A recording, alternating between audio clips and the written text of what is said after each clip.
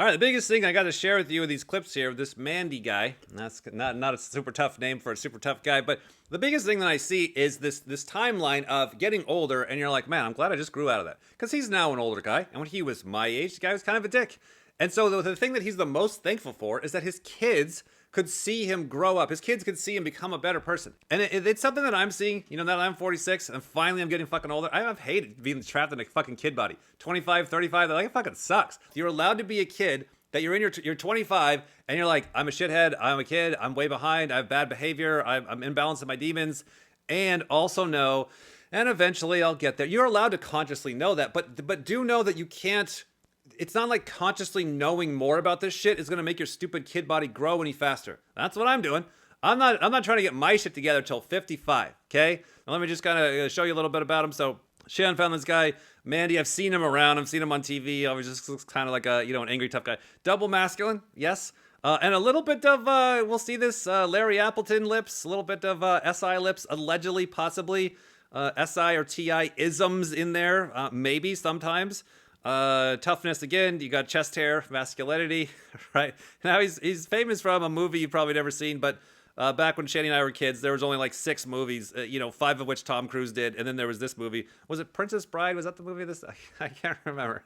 But Robin Hood, I don't know. Something with a fucking sword he got from the Goodwill. So he played some famous character that stuck around with a lot of people. So what's interesting is he had one of those deals. He had one of those Carlton dances, where he had like such a powerful character with powerful lines that people would chase him the rest of his life and say, hey, could you say the line again, right? Let me just talk about that for a second. So if you're Arnold Schwarzenegger or Carlton, where you have SC in your stack, you're like, God damn it. Like, really, again? Really, I got to say the line again? Like, you see poor Arnold just all over his face. He's just like, oh my God, I can't wait to fucking die. Now, what's interesting with Mandy, he's like, oh no, I love it. I love it. Like, people run up to me and say the line again. He's like, I love it. I can't get enough of that. I'm like, you know what, Mandy? His name is Mandy. I actually believe you. Now, for me, I'd fucking rage as hell. Like, hey, do the dance, do the thing. I'm like, no more, right? So, but with the SI, they will kind of personalize. They're like, oh, I love listening to that same song over and over again. We can all relate to that, right? Do you want to listen to your favorite song once? No, you want to listen to your favorite song fucking to death. You want to just keep listening to it. And so I feel like the SI is doing that in a lot more areas, right? So the type that Shani and I worked him out to be is a very interesting type. Double masculine, play last. Was it the Weinstein guy or the one of the twins guys? I think it's the same type. And this guy is a more pleasant, nice in his play energy and a kind of post asshole. Like he seems to be a very nice, settled guy.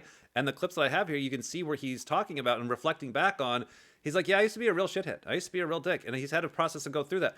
And that's what you're looking for, is you're looking at people like, do they have the before and after? Can they see their old selves? Can they quickly and easily be like, oh yeah, I'm controlling and I'm an asshole and I'm selfish and I'm consume last or play last and I used to do this to people and this to people and I still do and da-da-da. And they can calmly, and then you're just sitting there going, that's true. Yep, that's what makes me nervous about you. Yes, that's true. Like if you're getting that animalistic, like, then you're seeing somebody that can see themselves. And that doesn't mean they're fucking amazing. Doesn't mean they're awesome, because he's trapped in time. He's not 80 yet. He's still too young. He's old enough to see that side of himself. He's old enough to get some progress on it. But hey, give the guy a break.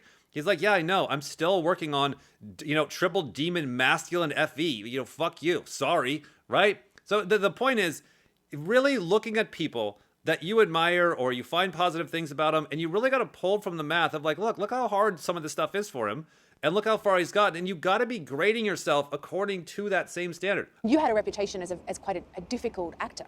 Was it deserved? I've certainly had difficult moments when I was younger. I'm so thrilled every day of my life that I didn't die at 52 like my father died when I was 18. 52. That I get to be 66, that my children have had all those days with me, and that I've gotten to learn and grow and change. And more than anything, that my sons witnessed that difficulty that their father had and saw their father change.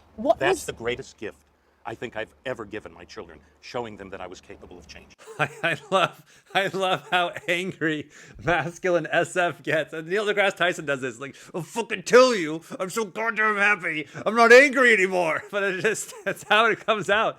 And the poor ESFP girl just can't fucking get what he's saying. But what did he say? Did he just say 50 fucking 2? And he's like 67. That is normal. You got to put that into your timeline. Look, if you're still an angry old drunk alcoholic at 52, you're normal. Look up the happiness curve. Like, it doesn't start to kick off until 50s or 60s, right?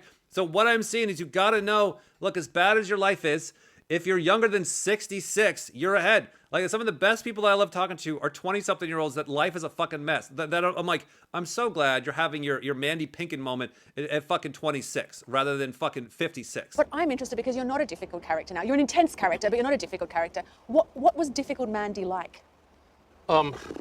Difficult Mandy was literally being almost having no sense of reality, usually in the work arena. No sense of Where reality. does that come from, that need to be perfect? You know, I'm not interested in blaming anyone for where it may have come from.